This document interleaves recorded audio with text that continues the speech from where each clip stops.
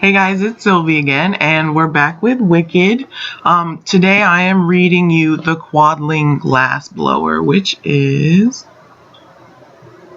the 5th chapter in the first section of Munchkinlanders.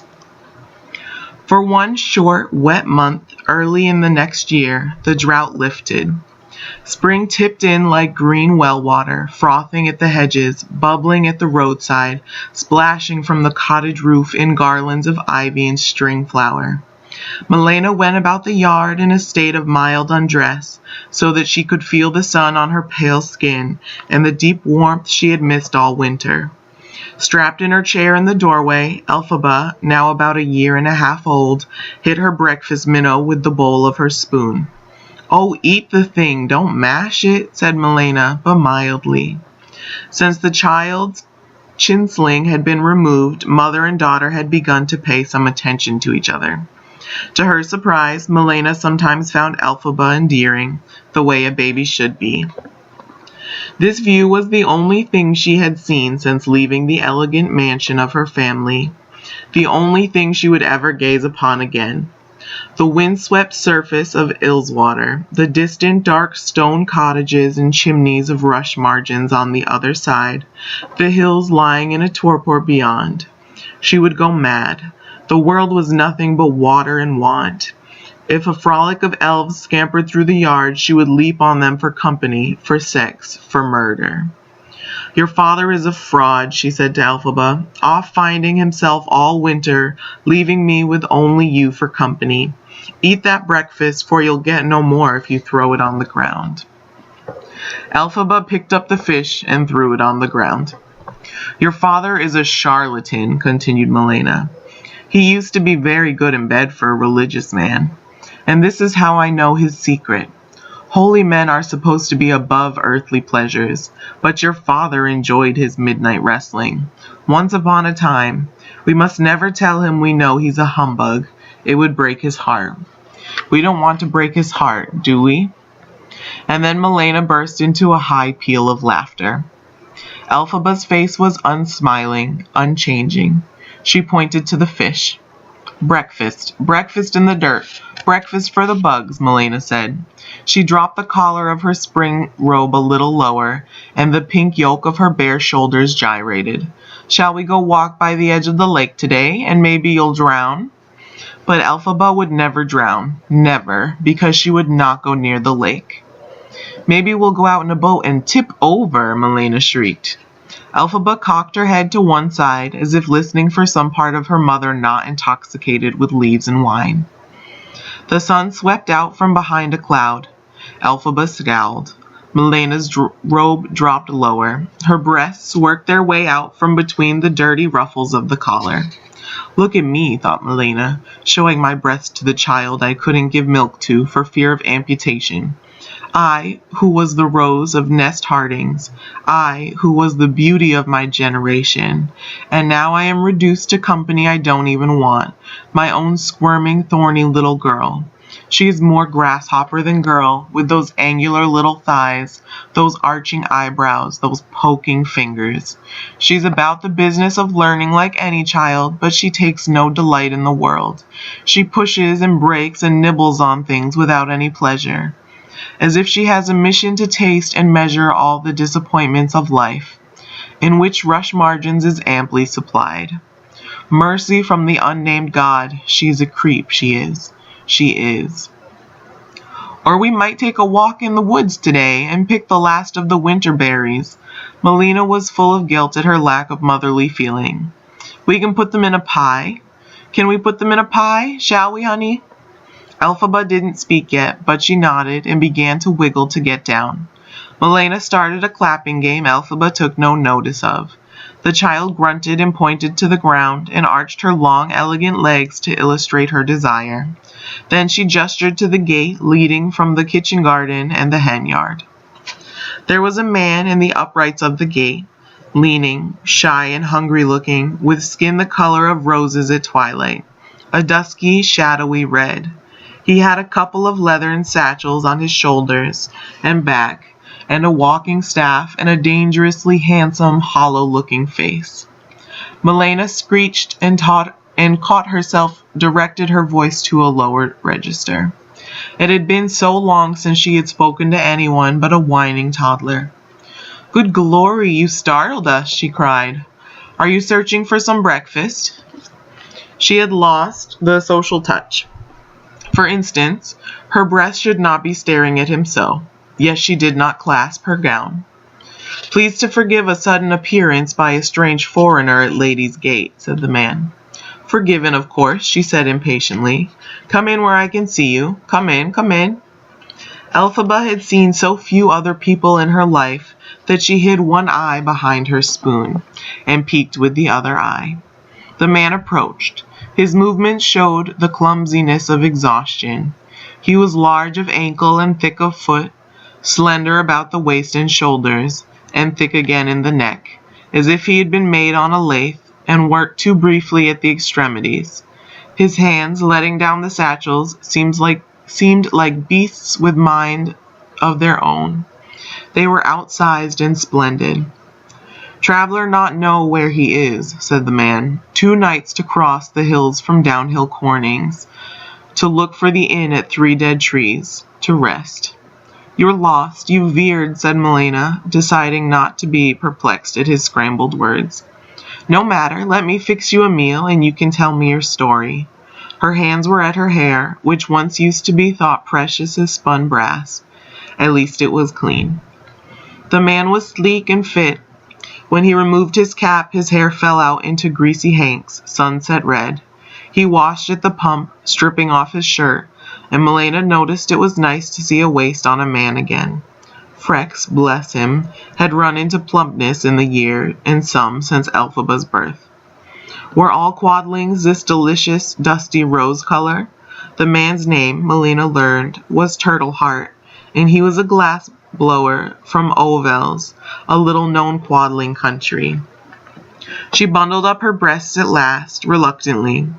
Elphaba squawked to be let loose, and without so much as flinching, the visitor unbuckled her and swept her in the air and caught her again. The child crowed with surprise, even delight, and Turtleheart repeated the trick. Melena took advantage of his concentration on the brat to scoop up the uneaten minnow from the dirt and rinse it off. She plopped it among the eggs and mashed tar root, hoping that Elphaba would not suddenly learn to speak and embarrass her. It would be just like the child to do that. But Elphaba was too charmed by this man to fuss or complain. She didn't even whine when Turtleheart finally came to the bench and sat to eat. She crawled between his sleek, hairless calves, for he had shucked off his leggings, and she moaned some private tune with a satisfied smirk on her face. Melena found herself jealous of a female not yet 2 years old. She wouldn't have minded sitting on the ground between Turtleheart's legs. "I've never met a Quadling before," she said, too loudly, too brightly. The months of solitude had made her forget her manners. "My family would never have Quadlings in to dine. Not that there were many, or even any, for all I know, in the farmlands around my family's estate. The stories make out that Quadlings were sneaky and incapable of telling the truth. How can a Quadling to answer such a charge if a Quadling is given always to lie?" He smiled at her. She melted like butter on warm bread. "I'll believe anything you say." He told her of the life in the outreaches of Ovals, the houses rotting gently into the swamp, the harvest of snails and milkweed, the customs of communal living, and ancestor worship. "So you believe your ancestors are with you?" she prodded. "I don't mean to be nosy, but I've become interested in religion despite myself." "Does Lady to believe ancestors are with her?" She could hardly focus on the question, so bright were his eyes, and so wonderful it was to be called Lady. Her shoulders straightened. "My immediate ancestors couldn't be farther away," she admitted.